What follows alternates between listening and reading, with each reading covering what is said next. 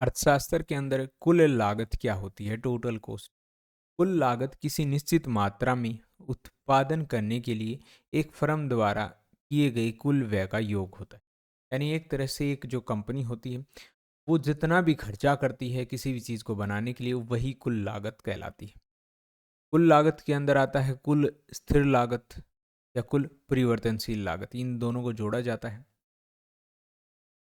TFC उत्पादन की मात्रा के साथ नहीं बदलता, बल्कि टीवीसी उत्पादन के साथ बदलता है। अब इसको इस तरह से समझिए, एक फैक्ट्री है, वो जो वहाँ पर जो ज़मीन है वो तो सेम ही रहेगी, या उसके अंदर जो मशीनरी लगी हुई है वो भी सेम रहेगी, लेकिन उसके अंदर जो कच्चा माल आ रहा है, अब इसको कहें कि भाई ये 100 गाड़ियाँ बना रही है, लोग ज़्यादा गाड़ियाँ खरीदने लग गए, अच्छी गाड़ी हैं, तो ये अपना उत्पादन बढ़ा देगी, तो कच्चा माल है जो परिवर्तनशील है वो तो बढ़ जाएगा इसके अंदर, ठीक है। तो उससे फिर जो है ज़्यादा गाड़ियाँ बनेंगी, तो एक तरह से क्या है कि जो स्थिर लागत होती है वो तो सेम ही रहती है।